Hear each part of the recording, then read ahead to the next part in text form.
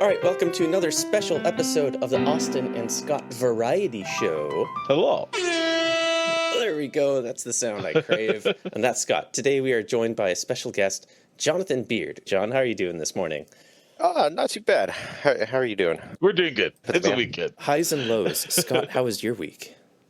My week wasn't too bad. I ended up working from home on Wednesday instead of going in because I was just like, nah, I'm going to work from home. And yeah, my job's flexible enough to where I can do that. So that's a pretty good high. I guess low, it's still cold outside. So and I still have to get up before the sun rises. So that's my low for the week. That is very low. You can't convince me to get up before the sun. It's really important. John knows something about working from home this week. How was your week, John? It was something. Yeah, I had an operation done, and then I've just kind of been recovering. That would be the high. Is feeling better now. Low nice. Is probably the operation. Sure. Well, at least you were knocked out for it, right? Mostly. Oh no! Oh no! Kind of woke up during, and then that was a sight to behold. That has always been a fear of mine. No. Okay, walk me through what happened. I need to know. Okay. Well, it was a colonoscopy. Okay. Yeah, it was pretty good. They pushed like Benadryl and some other thing. Was pretty decent for a bit, but then started to wake up, kind of awake to watch what they were doing. It was a little bit alarming, but it was the camera feed, or like how were you watching? Yeah, so there was a camera feed over onto a monitor that they were also watching on. I assume that the rest of you are just all numbed out. Yeah, I couldn't feel anything, so like that's definitely a positive. Lucky. But yeah, being awake to see that was interesting. Anesthesiologists, their job is the probably most nerve-wracking job I can think of, because you're like, yeah, I'll put somebody to sleep, but if I get it wrong, they don't wake up, and if I get it wrong, they wake up. How do I? That's why they get paid the big bucks. Yep. Well, that sounds like what about you, Austin? Week. Jeez, I did like a 70-hour work week. I probably shouldn't have, but I did. I just kept bringing my laptop home with me, kept working. I even went in yesterday to work in the lab a little bit to set up an extra computer. Work is life. I tell myself it's fun, and then it becomes fun. You know, I manifest that reality. You gaslight yourself? Yeah. Like, this is one of those problems that can be solved with hyperfixation. So I'm allowing myself to just lean into it. One definite high of the week is that we finally subscribed to Dropout TV. So nice. Yeah. There's $5 a month, easy. We watch that content so much, it's totally worth it. What is this? It's College Humor. It's their own TV channel, whatever you want to call it. Nice. There's like 4 seasons of absolutely everything. So really fun, good stuff. Now that we've all wrapped up for the week, Scott, what is our fun fact this week? The fun fact is, do you guys know what New York was called before it was called New York? I'm part Dutch, so I know that New York used to be named New Amsterdam before it was some native name. So New Amsterdam was the city, and then the whole territory was called the New Netherlands. And the fort of Manhattan was called New Amsterdam. And so that's where the city was New York, and then now it's the whole city is just New York. But do you know why it got the name New York? Because there's an Old York. Technically, you're not wrong. In England, there's an Old York. They already have one. Yes, but what happened was in 1664, the city was named after the Duke of York, who became King James II of England eventually. His older brother, King Charles II, had chosen him to be the proprietor of the former territory of New Netherland, including the city of New Amsterdam, when England had taken it from the Dutch. So that's why it was York instead of New James or whatever, is because at that time he was the Duke of York. And do you know why the Dutch were so eager to trade for that piece of property? I do not. Because they were very, very busy in Indonesia. They had set up forts, and they were really busy fighting off the Spanish in that part of the world. And a little fort in North America was like the least interesting thing to them. The spice trade wasn't there. Because they also kept fighting off the English in Indonesia as well. So they said, how about both of us stop fighting? You take my fort, and I'll take the fort that you have, and then we're all good. And then so it was a trade. It was a trade deal. Yeah. I see. Okay. Yeah, they had some holdings, and I did not know let that. go of the holdings. Colonialism's responsible for a lot of stuff. We could all be speaking Dutch right now if the spice trade wasn't so interesting. So what you're telling me is all that the president of the United States has to do is find something valuable fort-wise to trade with the Dutch to get Greenland, which is what he really wants. You know, we have some ancillary properties. There's a way. Oh, gosh. There's a way. I'm just saying 50 is a perfect number. Don't fuck with the number of 50 states. Like, start combining a few of them before you start like adopting more. Start with the Dakotas right off the bat. Any pairs of north, south? No, you're going to be friends again. Virginia and West Virginia? Nah, the big Virginia. Big V, as I like to call it. All right. Well, John, appreciate you joining us on the show. Hopefully you enjoyed the fun fact, but we have a game show for you. Oh, man. Today we have a series of games for you in which you can collect points, and at the very end, if you score at least 10 points, we may grant you a special wish. Yeah. So the first game that we have set up is called Order Matters. Right after the Big Bang, the forces of nature were all bound into one in the very early seconds of the universe. Shortly after, they separated from one another, and these four different forces, in no particular order, are the strong nuclear force, the weak nuclear force, electromagnetism, and gravity. In what order did these fundamental forces deviate from each other?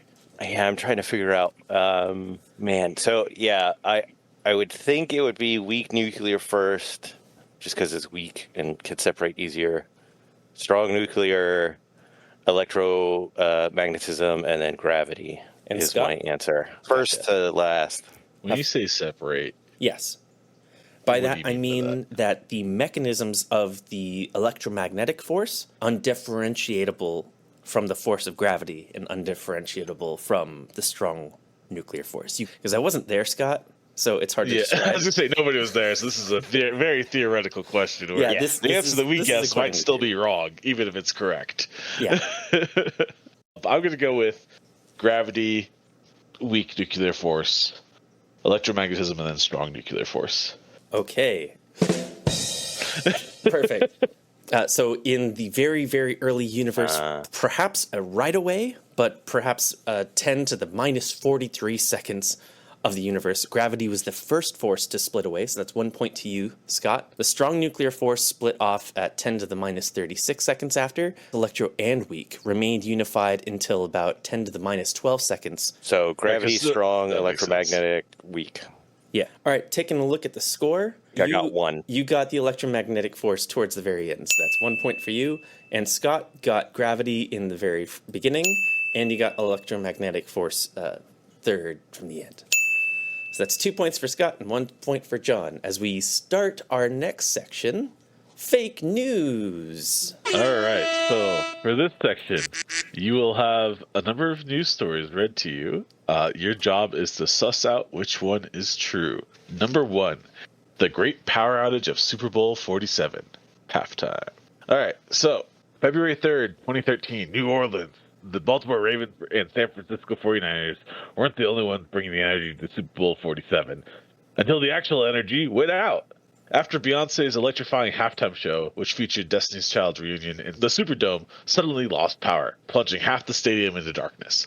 For 34 minutes, the game was delayed, leaving fans, players, and broadcasters scrambling. Speculation swirled as far as the cause. Some jokingly credited it to Beyonce's performance for literally blowing out the lights. The incident sparked a flood of memes, and with Twitter dubbing it Beyonce's blackout. Though the Ravens eventually won 34-31, the night proved one thing. When Beyonce takes the stage, even the power grid struggles to keep up. Okay. John, are you familiar much with football? How believable is this story? Some I definitely remember watching a Super Bowl where the power blacked out. Yeah, and I distinctly remember that one being in New Orleans, and I distinctly remember it being the 49ers versus the Baltimore Ravens. This is sounding very plausible, Scott. Tell us about Sounds the very second story. All right. Number two. Left Shark steals the show at Super Bowl 49. In February 1st, 2015, Glendale, Arizona, Super Bowl 49 had thrilling finish with Malcolm Butler's game-saving interception, securing a 28-24 victory for the New England Patriots over the Seattle Seahawks. But while the game was unforgettable, the halftime show delivered its own surprise star, Left Shark. During Katy Perry's performance, two dancers dressed up as sharks flanked the singer. While Right Shark executed the routine flawlessly, Left Shark appeared completely offbeat, leading to an instant internet sensation. Social media exploded with memes, tweets, and jokes celebrating the uncoordinated dancer. In the days following, Left Shark became a viral icon, proving that sometimes the most unexpected moments leave the biggest impacts. Question. So is it the facts of the headline are incorrect or just completely incorrect? I We're going to go remember Left Shark. completely incorrect. Okay. Because I remember Left Shark. Left Shark was a real thing during a Katy Perry performance. She was riding like a disco lion on the football field. I remember that very well. Left Shark blew my mind. Super Bowl 49, that's 2015. Was it before 2015? I think we got to hear the last one. Yeah, go for it, Scott. All right, number 3, Super Bowl 38, the streaker who stole the spotlight. February 1st, 2004, Houston, Texas. After the infamous Janet Jackson and Justin Timberlake wardrobe malfunction, another halftime surprise had security scrambling. A streaker who stormed the field just before the show just after the show ended. Dressed in a referee costume, British prankster Mark Roberts ran onto the field, ripped off his disguise, and began dancing in nothing but a G-string and some questionable confidence. Security tackled him just in time for Kid Rock, P. Diddy, and Nelly to take the stage. Though the halftime show was overshadowed by Justin Timberlake's and Jackson's wardrobe malfunction, Roberts' unexpected strip show remains one of the Super Bowl's most bizarre halftime interruptions. You know, I thought there was something else that happened during that Super Bowl as well. All of these sound like they have happened. I just can't place them in the right spot. God, that was 20 years ago. Man, time is a weird thing. It's between Power Outage in Super Bowl 47, Left Shark in Super Bowl 49, or the streaker who stole the show in Super Bowl 38. Well, didn't steal the show was Who could have stolen the show, especially I'm when going to it's go 20 with Left years Shark. in the past. I'm going with Left Shark. You're going with Left Shark? Okay. In that case, I'm going to go with my first instinct, which is the Power Outage in New Orleans. All right, Scott, what is it? Locking them in. Left Shark is correct. Oh, nice. Way to go. So I was going to accept any of the 3 answers as correct because they all did happen. But you guys got the correct one. That wasn't the AI generated one. If some detail was messed up. But every answer would have been correct. Right. Nice. So Well, way to go, John. And I guess this you. ties Yes. us over onto our next section, our advert. Scott, Yes. who's sponsoring today's podcast? today we're sponsored by DreadX Paper Towels. Absorb the chaos. The mess is spreading. It seeps. It stains. It won't stop unless you fight back. Excuse me. DreadX isn't just a paper towel. It's your last line of defense. Hyper absorbent, drinks up spills before they consume your space. Ruthlessly strong, won't tear or crumble, won't fail. Mess eliminated. No stains survive, no chaos remains. You can't escape the mess, but you can fight back. DreadX available now, but act fast before the mess finds you. Thank you, DreadX. Thank you, DreadX, and thank you, Big Paper Towels, for sponsoring today's podcast. Hey, John, are you familiar with today's sponsor? No. Okay, well, now you are. All right, back to the game segment. Our next game that we're going to play is a musical one. I prepared Recorded. 3 piano sonatas of sci-fi music theme songs. I also have these 3 clips played in reverse. I'm going to first play the reverse track and give everyone a chance to guess what the theme song is, then I'll play it forward, and then we'll take it from there. Are you ready for the game? Oh boy, yeah. All right, I'm going to start the first song in reverse.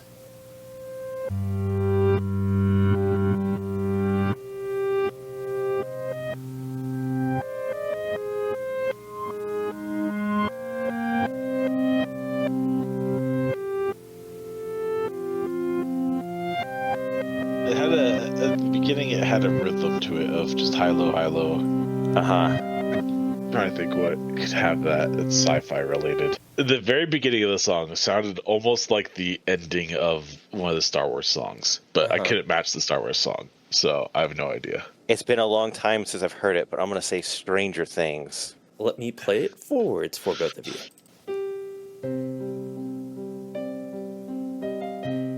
Okay, yeah, It is. It's the background piano thing I couldn't match up, the bass line. I was like, what the Yeah. hell is this? Yeah, definitely from Star Wars. Yep, it is the Twin Sons theme from Star Wars, where Luke Skywalker's looking over Tatooine. Way to go, Scott. Okay, I'm not crazy. You're I'm not glad. crazy, I got- Scott. You have good you got emotion. it, Gotta trust it. All right, the next song played in reverse.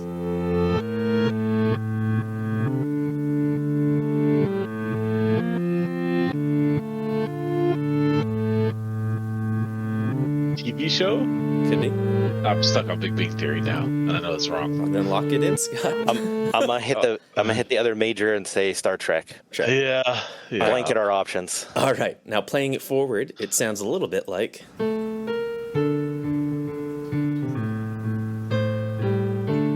Oh no!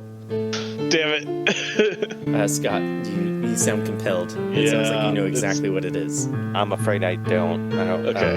I'm not recognizing that. Don't worry, it's Doctor Who. It was Doctor Who? It is Doctor Who. Oh, man.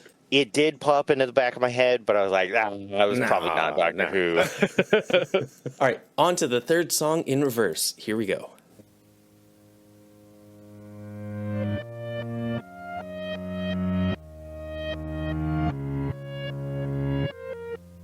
What's the show that Seth MacFarlane did?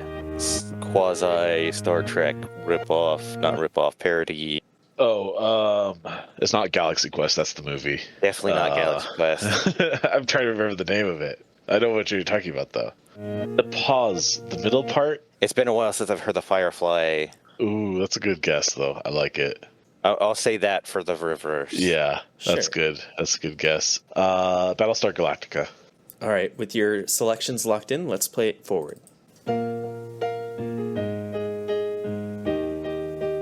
Holy shit. Nice. It was. Yep. It is Firefly. Yeah. The song That's Serenity. great. Good job. Woohoo, well done, both of you. Thank you very much. Do it all by ear.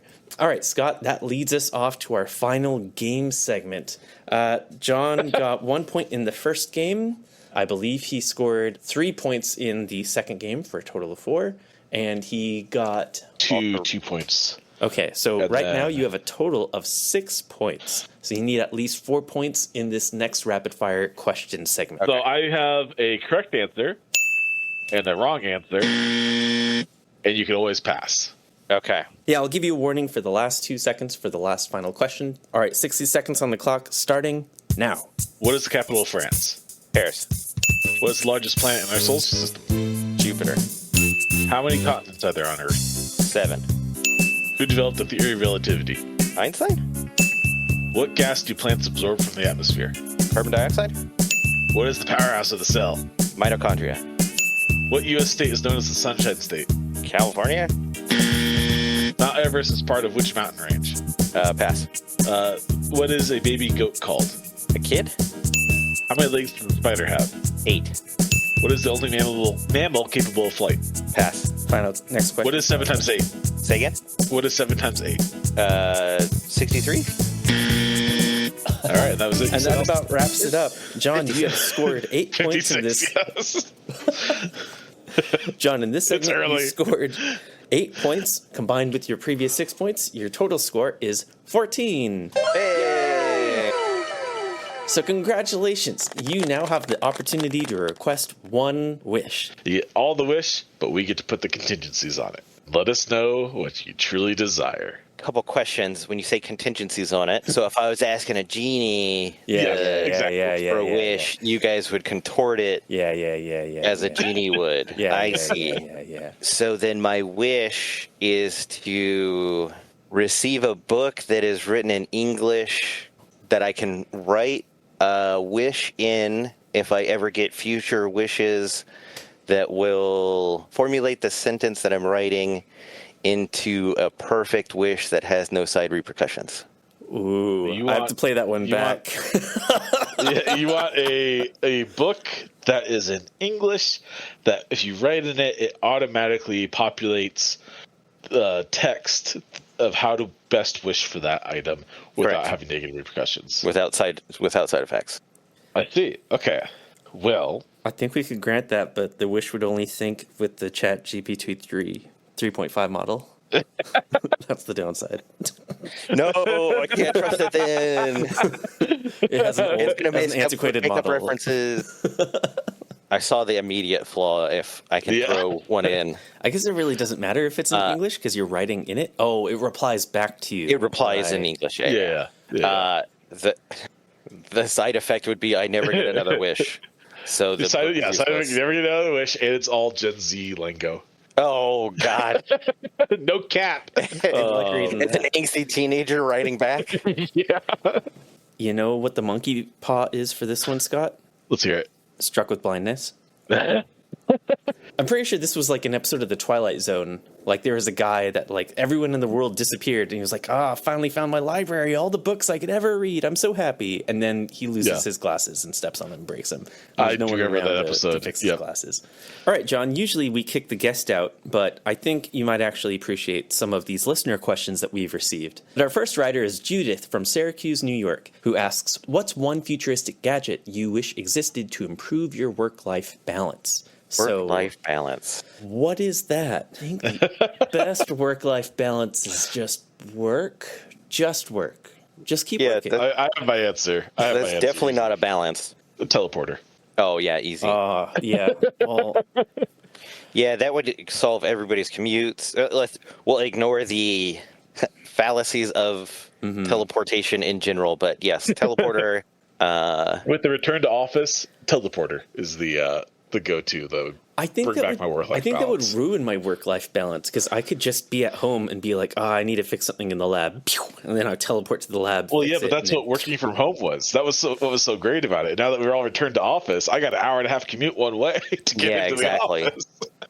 Yeah, most people don't have the sweet 5 minutes. Oh yeah, yeah. Both John and I have a short 5-minute commute, so it's basically teleportation. I like the teleport idea. It is really good. All right. Our next writer is Michael from Scottsdale, Arizona, and he writes in a universe of infinite possibilities, how do you maintain a sense of purpose and direction? Michael, where do we even begin? Michael, I want you to do something when you go home today. I want you to Google your full entire name. Oh, no. And if you're not the first person that shows up on Google, you have work to do. Hey. This is the infinite possibilities of the universe. Is you have to be the best Michael. I'll let you limit it down to your last name, too. But you got to be the best Michael whatever from Scottsdale, Arizona. So you already got that one checked off. That's your purpose and direction, is be the best you. I'm not sure, Scott. In a truly indifferent universe, I think what Michael really needs here is a heaping dose of existentialism. And by that, I mean it's the universe is literally your oyster, and you get to choose what's it all for, Michael. I think everyone needs to answer that question for themselves. What are your thoughts, John? Follow the dopamine. Hedonism. It will lead you. It'll lead you to the thing that you actually want to do. Obviously, you're going to have a little bit of a dopamine well with your job, but if it's really that bad, change your job. If you don't like your activities, your social circle, change. Change is a great thing. I was speaking towards activities and things, not drug uses. Find friends to dope up with. No, you got a weird Scott today. Scott definitely came from a different multiverse versus last week's Scott answers. Our next writer is Beck from Lance, Michigan. What sci-fi philosophy resonates with you most, and how could you apply it to your everyday life? I'll go with Han Solo. Never tell me the odds. You never know what's possible, and if you self-limit yourself early on, you'll never find out. Not bad. John? Yep. I like the general Star Trek philosophy of non-intervention with people you don't know, and then be really good to the people that you do know. Oh. Hi, John. I don't know you. It's nice to meet you. Now you're afraid. Okay, bye. Your policy stands up based on this interaction. At least that's the way I've always interpreted the Star Trek philosophy. Right. Well, those are some really good takes. All right, our last writer comes all the way from Tatooine, a little guy by the name of Luke Skywalker, and he sent in a video message. Let's take a listen. When your boss tells you one thing, but you know it's incorrect, do you drink the blue milk and go along with it, or stand up for what you believe in? Wow, Luke Skywalker, thank you so much for writing in. That's a really good question. Do I Definitely real. Do I drink the blue milk or do I just go along with it? I mean, Well, I guess, Luke Skywalker, you got to tell me, are you like at a junior level of your organization, or are you more senior? Because sometimes the senior members of your organization have some really good pearls of wisdom that you should take into account before making your decisions. I'm going to say you should always take the red spice. No matter what, at least that way you're living in the true world. And that's the stand up for what you believe in? Yeah. Yep. Yeah, worst case scenario, you get let go or fired. At least you don't have any regrets about doing something that you knew wasn't right. Yeah. It highly depends on the repercussions of the information. If they tell you that the sky is purple and I don't want to fight them on it, cool. If they tell me to do something that will cause injury or like potential That's injury to unsafe. somebody, unsafe, yeah, definitely like say something. And if they continue to do it anyway, don't do a big fat "I told you so," but like definitely have it documented that you said that this was incorrect. Yes, I guess the context is really important on this one. If you're at that point, in my opinion, if you're at that point where you're debating it, that means you've already made your decision. You already know what's right. You know what's right. Yeah. If it's not If that you big of a have to deal, ask. yeah, if you have to ask, you know it's wrong. And if it's not that big of a deal, then you're not going to ask. Like, yeah, sure, sky's purple, whatever. I'm not asking if that's going to be a moral question or not. But if it's saying, hey, the sky is purple because of that, we kill everybody that's not purple. Yeah, I'm going to ask. That is a slippery slope from purple to sky to genocide. Yeah, you should. Okay, I think purple leads me to Thanos, so that's where I'm just like, all right, Thanos is here. Yeah, I guess. Thanks, Luke. Yeah. Yeah, I guess your answer is already made up for yourself, Luke. Follow your heart. But not too much that it leads you down the dark side. A little 50-50. Listen to your mind and your heart. Everything in balance, Luke. All right, this has been Austin, Scott, and our special guest, John, on the Austin and Scott Variety Show. Thank you, everyone, so much for listening. Please write in and have a good one. Yeah, thanks for having me. Yeah, thanks, John. Thank you. Goodbye.